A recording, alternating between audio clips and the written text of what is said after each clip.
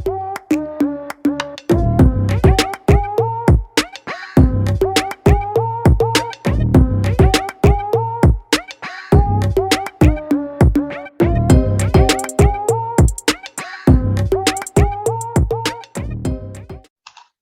thank you for clicking the video. Welcome to Jonesy Chats Wrestling. This is my AEW Revolutions predictions for this coming Sunday's pay-per-view.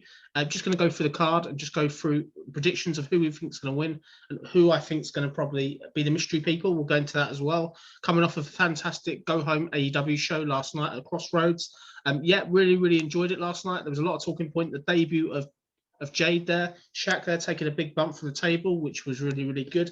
The match kind of surprised me despite sort of limitations. It seemed to work well. Red Velvet came across as $1 million as well, which was fun. But let's get to it with the predictions then. So obviously this is the first AEW pay-per-view for a while. The last one we had was previously Full Gear, and that was all the way back in November. So it's been quite a few months since the pay-per-view. Really looking forward to seeing what they do here on this show. I think it's going to be really fun. I'm really excited to see what they kind of want to do. And I think it's just going to be fun. So let's kind of get to the beginning then. So if we start down the card, so we will start with the tag team title match, AEW World Tag Team title, Young Bucks versus Inner Circle, Jericho and MGF. This has got potential to be an absolute classic. I really kind of like the way this is building. They've had some good work on Dynamite. Obviously, there was a tag team battle royal at Beach Break, and the Young Bucks obviously ended up winning that.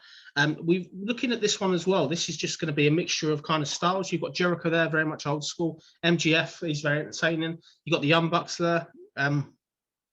For me, I think the long-term game with the Inner Circle is that a breakup. So I'd be surprised if they win here. My prediction here is the Young Bucks. I think they'll win here.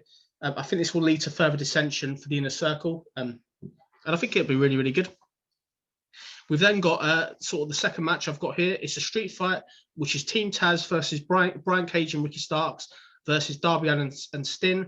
This has been a really fun build. Really kind of enjoyed the work. It's great to see Sting back in wrestling. Sting obviously has only been back since December 2nd at Winter Coming, but I've really enjoyed his work. He's taken a few stiff power bombs, which is kind of entertaining to see. Ricky Starks, obviously some fantastic work at NWA Power previously. He's getting a real good rub off being with Brian Cage. I've really kind of enjoyed this. I really like the Darby Allin character. It's almost like the underdogs, and I think this has been really kind of fun. This is obviously going to be Sting's first match in AEW, and it's his first match in 5 years since his retirement in 2016. I'm wondering if it's going to be very cinematic so that we can avoid kind of sort of heavy moves and stuff like that, because Sting's repertoire, I don't know sort of how much he can take sort of at being the older age, maybe they'll try and protect him. In terms of this match, I think for me, I'm going to go for the baby faces. I think Sting and Darby Allin to win this. I could see Ricky Starks being the one that gets pinned. And I think it would be good if Darby Allin gets to win, because this is a great opportunity to give Darby Allin the rub off Sting, and they can further play up on maybe the backstory between them two, because that hasn't really been explored yet. We've got this singles match for the AEW Women's World Title. Defending champion Hikaru Shida facing Ryo Mizunami. So obviously this match has only been thrown together this week. There was an AEW Women's Championship Elimination Tournament. On that tournament, we had sort of various other women was in it. Britt Baker was in it. Aja Kong was in it. Ryo. And this obviously was really good. There was a great match on this week's Dynamite where Ryo Mizunami pinned Nyla Rose. And this was actually really good. It was an entertaining match. Looking at this kind of match and how it goes, for me, I think Hikaru Shida's winning this. I don't see her dropping the title here. I think she's there for the long haul. I'm not too sure where the end game storyline is for her, who she's going to face originally. But for me, I think she's winning. I'll be very surprised if she drops the belt here to somebody kind of quite new to AEW. I just don't see it happening. Obviously, there was a previous match with them involved. They teamed together in Japan, apparently. They said on Dynamite this week, and that team actually lost. So it'd be interesting to see what happens. But I think Hikaru Shida retaining here is my prediction. We've then got the big money match. The winner will receive the Losers 2021 First Down and Quarters between Adam Page and Matt Hardy.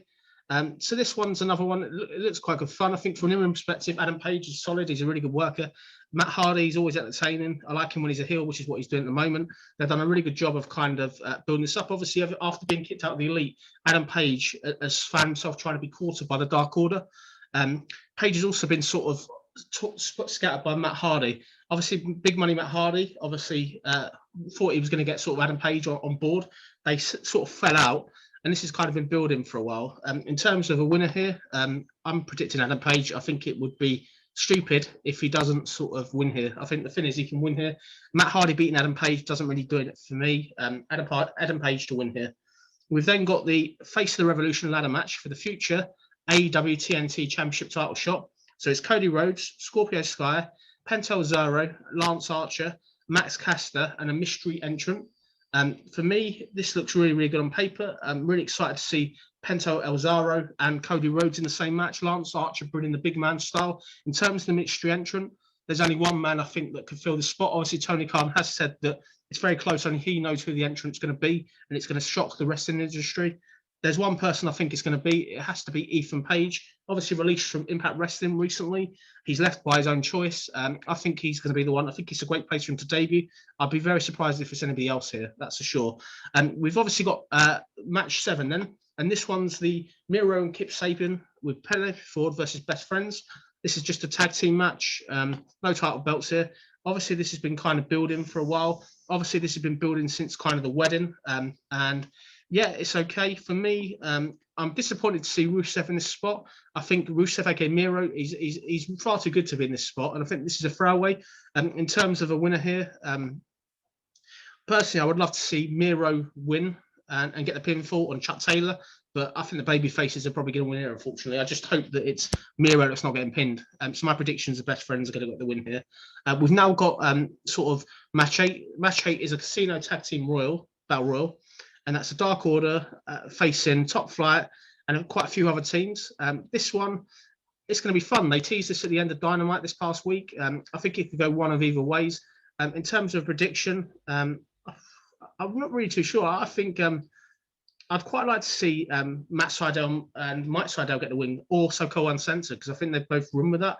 But let's see what they do. It'll be interesting. My prediction for this one, though, I'm going to go Soko Uncensored. I think they'll win this, or it's going to be the Death Triangle. One of them two are pretty obvious. We're now going to go into kind of the last matches we've got here. We've got Rio and Thunder Rosa versus Dr. Britt Baker and Rebel. This is on the kickoff show, or the buy-in show. For me, this is going to be a great match. Shame to see Thunder Rosa on the kickoff show. She's by far too good to be in this match. And for me, I would like to see Thunder Rosa win this. I think Thunder Rosa to win, she'll pin Rebel, and this will hopefully lead to Thunder Rosa and Hikaru Shida. We're now going to get onto the main event before we discuss the mystery person. So the main event, Exploding Barbed Wire Death Match for the AEW World Title. Kenny Omega, Jon Moxley. Obviously, this is going to be a fantastic match. Kenny Omega, one of the best workers in the world. Jon Moxley, former ex-champion.